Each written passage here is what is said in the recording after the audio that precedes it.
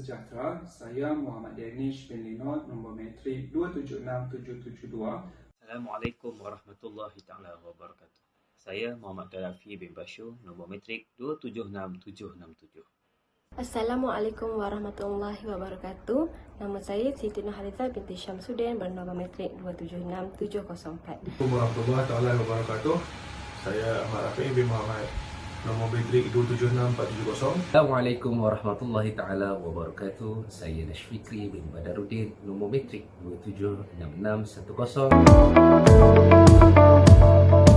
Sekitar tahun 1960-an adalah era perindustrian pesat bagi negara Singapura. Ini kerana kerajaan menggalakkan dasar industri pertumbuhan pasaran buruh untuk mewujudkan peluang pekerjaan dan merangsang pertumbuhan ekonomi. Ini membawa kepada pembangunan industri berorientasikan ekspor yang mendapat manfaat daripada insentif percukaian. Pada tahun 1990-an, kerajaan telah mengalihkan tumpuan mereka daripada cukai langsung yang dibayar oleh individu kepada cukai tidak langsung yang dibayar oleh sektor perniagaan. Pada realitinya, sejarah perkembangan cukai barangan dan perkhidmatan atau dikenali Goods and Service Tax bermula seawal tahun 1954 apabila ia mula diterima pakai oleh negara Perancis. Malah terdapat lebih dari 160 negara di seluruh dunia yang menggunakan satu bentuk percukaian yang diketahui sebagai cukai nilai tambah. Negara Singapura memperkenalkan cukai barang dan perkhidmatan pada tahun 1994 dengan kadar cukai sebanyak 3%. Semua barangan dan perkhidmatan adalah transaksi yang bercukai, tetapi perniagaan perlu berdaftar untuk mengenakan ataupun menuntut cukai dari tarikh pendaftaran. Objektif perkongsian ini adalah untuk menunjukkan bagaimana sistem GST dilaksanakan dan kesan percukaian ini terhadap urus tadbir kerajaan masyarakat dan juga ekonomi negara tersebut. Singapura mendefinisikan Good Service Tax adalah cukai penggunaan yang berasaskan luas yang dikenakan ke atas barangan import. Hampir kesemua bekalan barangan dan perkhidmatan di negara lain, GST dikenali sebagai Value Add Tax. Tujuan penerangan ini menerangkan bagaimana GST memainkan peranan yang penting dari segi ekonomi dan mendapat maklum balas daripada pengguna bagaimana GST memberi kesan kepada sektor dan industri di negara itu. Tujuan GST ini diperkenalkan bagi memperluaskan lagi cukai dan pendapatan negara serta mengurangkan lagi kebergantungan daripada cukai langsung. Ianya juga membolehkan Singapura mengurangkan kadar 3% cukai pendapatan, cukai korporat dan cukai persendirian pada tahun 2023. Oleh yang demikian, Singapura dapat menarik minat persekitaran perniagaan yang baik dan mempromosikan ekspor. Penjadualan pengelasan cukai GST yang dikelaskan oleh Lembaga Hasil Dalam Negeri Singapura yang dilaksanakan di Singapura terbahagi kepada dua kategori, iaitu bekalan barangan dan perkhidmatan yang dikenakan cukai GST dan bekalan yang dikecualikan cukai GST. Pengelasan cukai terbahagi kepada beberapa kategori, iaitu kepada barangan cukai, perkhidmatan bercukai, barangan tidak bercukai dan perkhidmatan tidak bercukai. Bagi barangan dan perkhidmatan bercukai, cukai GST yang dikenakan pada kadar bekalan standard 8% dan 0% pada bekalan berkadar sifar. Barangan bercukai bekalan standard yang jatuh dalam kategori ini adalah merupakan penjualan barangan elektronik di kedai runcit Singapura. GST juga dikenakan ke atas barangan import yang masuk ke Singapura yang bernilai rendah, sama ada import melalui udara atau pos yang tidak melebihi nilai Singapore dollar $400. Dan kepada pengguna satu yang mengimport barangan bukan digital, Contohnya seperti raket tenis, jam tangan, pakaian dan lain-lain. Kebanyakan penyediaan perkhidmatan tempatan kepada pelanggan di negara tersebut akan dikenakan cukai GST seperti yang dinyatakan sebelum ini. Perkhidmatan yang dikenakan cukai adalah seperti pusat spa kecantikan, syarikat-syarikat konsultasi dan syarikat keselamatan. Bagi perolehan pemasaran perkhidmatan daripada pembekal luar negara juga akan dikenakan GST di bawah kategori perkhidmatan. Contohnya, siaran iklan, penjualan rumah yang memerlukan perkhidmatan pegawai pemasaran dan lain-lain. Bekalan berkadar sifar juga terbahagi kepada dua kategori iaitu barangan dan perkhidmatan. Namun begitu, cukai GST tidak akan dikenakan ke atas kategori tersebut. Ini kerana ianya bagi tujuan dieksport ke luar negara. Barangan yang dibekalkan bagi tujuan dieksport atau telah dieksport perlulah mengemukakan dokumen yang berkaitan iaitu bilakah tarikh invoice diisu dan bilakah tarikh penerimaan bayaran bagi tujuan penilaian pelepasan cukai berkadar 0. Bagi perkhidmatan pula, mengikut undang-undang yang ditetapkan oleh Kerajaan Singapura selaras dengan peruntukan Seksyen 21 Akta Cukai Barang dan Perkhidmatan, pembekalan dan perkhidmatan mestilah dianggap perkhidmatan antarabangsa. Jika sekiranya pembekalan atau perkhidmatan boleh dianggap perkhidmatan antarabangsa, kadar 0% GST akan dikenakan ke atas perkhidmatan tersebut. Walaupun begitu, aspek-aspek lain perlulah dianggap pembekalan bercukai. Ini kerana tidak semua pembekalan dan perkhidmatan antarabangsa diberikan 0% cukai, perlu mengikut garis panduan dan peruntukan akta yang ditetapkan oleh negara Singapura. Ada beberapa barangan dan perkhidmatan bekalan yang mendapat pengecualian cukai GST dan luar daripada skop GST.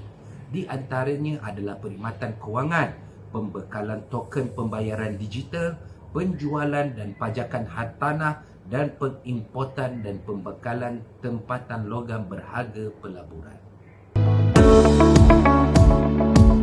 Kerajaan Singapura telah menaikkan kadar GST ini pada 7%.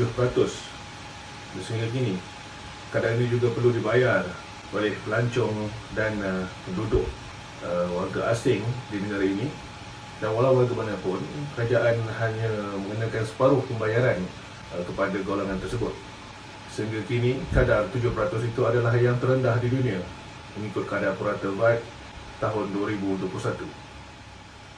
Dalam pada itu, kerajaan Singapura juga ingin melaksanakan kenaikan kadar daripada 7% GST yang dikenakan kepada negara itu, tetapi ditentang oleh pembangkang yang mana akan mengakibatkan inflasi yang lebih teruk. Dalam isu GST ini, kerajaan Singapura telah melancarkan satu pakej yang dipanggil pakej offset yang mana dapat mengimbang dan meredakan bebanan setiap isi rumah akibat dari cukai yang dilaksanakan. Dalam masa yang sama, kerajaan Singapura telah menilai semula cukai pendapatan golongan korporat dan individu, yang mana bagi golongan korporat, kerajaan Singapura mensasarkan potongan sehingga 27% dan manakala pada individu sehingga 30%. Ini adalah untuk mengimbang cukai GST yang dilaksanakan di negara Singapura. Dan pada tahun 2002, laporan Jawatan Kuasa Semakan Ekonomi Singapura telah mengkaji dasar cukai ini. Kerajaan mencadangkan agar reformasi cukai ini adalah amat perlu untuk menarik investmen baru ke negara tersebut. Sebagai sebuah negara yang mengamalkan cukai korporat atau lebih tepat cukai yang telah dibayar oleh mana-mana syarikat ke atas keuntungan diberikan, pelepasan cukai terhadap pemegang saham. Ianya adalah melibatkan bebas cukai serta dividen yang diperolehi daripada keuntungan syarikat berkenaan. Prinsip cukai ketika GST mula diperkenalkan adalah pada kadar kecil, iaitu 3% sahaja. Ianya merangkumi perkhidmatan serta kesemua barangan asas di Singapura. Langkah offset ini dilihat akan memberikan pengurangan kepada cukai pendapatan seseorang serta mengurangkan kadar cukai korporat iaitu dengan 3%. Prinsip cukai terbahagi kepada 3 iaitu prinsip equity, keberkesanan pentadbiran dan prinsip kecekapan ekonomi. Sistem cukai secara tidak langsung akan mempengaruhi perkembangan politik, sosial dan ekonomi dalam sesebuah negara. Jika dilihat kepada negara Singapura, GST telah memberikan impak, hasil serta ekonomi. Tetapi tidak dinafikan, GST telah memberi kesan terhadap golongan yang berpendapatan rendah. Pelaksanaan GST ini mempunyai pelbagai manfaat serta kebaikan terhadap ekonomi sesebuah negara. Golongan yang berpendapatan tinggi akan membayar cukai pendapatan kepada kerajaan dan seterusnya digunakan untuk membantu kebajikan rakyat, infrastruktur, pendidikan dan kesihatan negara. Pelaksanaan GST di Singapura merupakan satu langkah yang penting ke arah sistem cukai yang lebih stabil dan cekap kerana ianya membantu mempelbagaikan sumber pendapatan kerajaan dan mengurangkan kebergantungan kepada cukai langsung.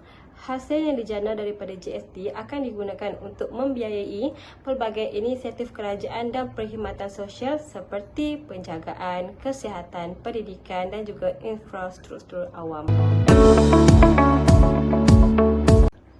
Terdapat 3 kesan kepada kerajaan. Yang pertama adalah penjanaan hasil, yang kedua pengurangan kebergantungan cukai langsung dan yang ketiga adalah melicinkan operasi perniagaan. Tujuan utama pelaksanaan GST di Singapura adalah untuk meningkatkan sumber pendapatan kerajaan. GST telah menjadi sumber pendapatan yang boleh dipercayai dan penting bagi kerajaan Singapura yang telah membantu membiayai pelbagai inisiatif dan program sosial serta pembangunan infrastruktur. Hasil daripada GST boleh digunakan untuk membiayai pelbagai program pembangunan dan infrastruktur seperti penambahbaikan kepada rangkaian pengangkutan, kesihatan, pendidikan dan juga keselamatan awam. Sebelum pelaksanaan GST, kerajaan Singapura banyak bergantung kepada cukai langsung seperti cukai hasil sebagai sumber utama hasil. Namun begitu, dengan pengenalan GST, kerajaan Singapura mampu untuk mengurangkan kebergantungan kepada cukai langsung dan mengurangkan risiko turun naik pendapatan yang boleh berlaku apabila bergantung kepada satu cukai sahaja. Dalam jangka masa yang panjang, menggunakan pergantungan kepada cukai langsung dapat membantu mengekalkan kestabilan sistem eksis dan mengukuhkan kemampanan kewangan negara. Pelaksanaan GST di Singapura telah membantu melicinkan operasi perniagaan. Sebelum GST diperkenalkan, pedagang di Singapura perlu melalui pelbagai jenis duty eksis seperti eksis import, eksis ekspor, eksis jualan semula dan lain-lain. Pedagang tidak perlu lagi memikirkan pelbagai jenis cukai dan mengurangkan kesilapan dalam pematuhan eksis yang seterusnya membantu mengurangkan kos pematuhan mereka. Kesan kepada ekonomi. Terdapat 3 kesan kepada ekonomi iaitu yang pertama adalah kepelbagaian hasil kerajaan, meningkatkan pertumbuhan ekonomi dan yang ketiga adalah daya saing antarabangsa. Pengenalan GST telah membantu mengembangkan sumber hasil kerajaan dan mengurangkan kebergantungan kepada cukai langsung seperti cukai hasil. Sebelum pengenalan GST, sumber utama hasil kerajaan datang daripada duit eksis langsung seperti eksis hasil. Hasil daripada GST boleh digunakan untuk membiayai pelbagai program pembangunan dan infrastruktur seperti penambahbaikan kepada rangkaian pengangkutan, kesihatan, pendidikan dan juga keselamatan awam. Kok Soh Hao selaku penasihat yang dilantik oleh Kementerian Kewangan Berkaitan GST memaklumkan pada tahun 2017 pihak berkuasa hasil dalam negeri Singapura berjaya mengutip sebanyak 11.1 bilion dalam GST. Hasil yang dijana daripada GST telah digunakan untuk membiayai pelbagai inisiatif kerajaan dan perkhidmatan sosial yang penting untuk pembangunan ekonomi dan juga kesejahteraan rakyat Singapura. Hasil yang dijana daripada GST boleh digunakan untuk mengimbangi perbelanjaan kerajaan supaya kerajaan dapat mengekalkan kestabilan ekonomi yang lebih baik dan bertindak balas dengan cepat terhadap perubahan keadaan ekonomi global.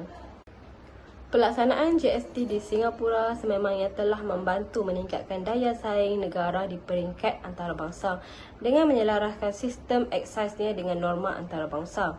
GST ialah cukai nilai tambah yang dikenakan ke atas barangan dan perkhidmatan di Singapura. Dengan adanya GST, Singapura telah menyelaraskan sistem eksisnya dengan kebanyakan negara maju di seluruh dunia. Kesan kepada masyarakat. Terdapat 3 kesan kepada masyarakat. Yang pertama adalah peningkatan hasil kerajaan, yang kedua kos sara hidup lebih tinggi dan yang ketiga adalah sistem cukai lebih cekap. GST boleh membantu meningkatkan pengeluaran kerajaan kerana ia membolehkan kerajaan mengumpul lebih banyak dana melalui duty eksis berbanding aktiviti jual beli dalam negara. Dana yang diperoleh daripada kerajaan melalui GST boleh digunakan untuk membiayai pelbagai program dan projek kerajaan seperti membina infrastruktur, menyediakan perkhidmatan awam dan pelbagai lagi yang memberi manfaat kepada masyarakat. Ianya termasuk meningkatkan kualiti infrastruktur seperti jalan raya, bandar dan bandar baru, perkhidmatan kesihatan dan pendidikan serta pelbagai program untuk membantu golongan miskin. Kenaikan GST telah meningkatkan harga barangan dan perkhidmatan dan ini mungkin memberi kesan kepada kos sara hidup di masyarakat Singapura. Bagaimanapun, kerajaan Singapura telah melaksanakan beberapa langkah untuk membantu isi rumah pendapatan rendah menghadapi kos sara hidup yang lebih tinggi. Selain itu, kerajaan Singapura juga menyediakan bantuan kewangan secara tetap kepada keluarga pendapatan rendah melalui skim seperti program bantuan perumahan dan skim bantuan kewangan. Membantu Singapura mengurangkan pergantungan pada cukai hasil dan memperkenalkan undang-undang cukai yang lebih luas. Sistem GST membuatkan semua orang yang membeli barangan dan perkhidmatan akan dikenakan kadar cukai yang sama. Menjadikan sistem cukai eksis lebih saksama kerana ia dikenakan kepada setiap orang yang membeli barangan dan juga perkhidmatan. Umumnya pelaksanaan GST di Singapura ini telah memberikan kesan kepada masyarakat terutama isi rumah yang berpendapatan rendah. Kesan-kesan yang terpaksa golongan ini lalui sangat merisaukan sehingga mereka perlu mengurangkan kuasa membeli sesuatu barangan atau menggunakan sebarang perkhidmatan. Ia adalah disebabkan harga barangan keperluan yang sangat tinggi untuk dibeli. GST juga meningkatkan hasil pendapatan negara untuk bersaing dengan negara-negara yang maju yang lain. Pihak kerajaan Singapura juga telah mencapai peningkatan ekonomi yang mendadak dengan wujudnya GST. Sehingga Singapura mampu untuk menjana pelbagai infrastruktur bagi membantu kebajikan masyarakat.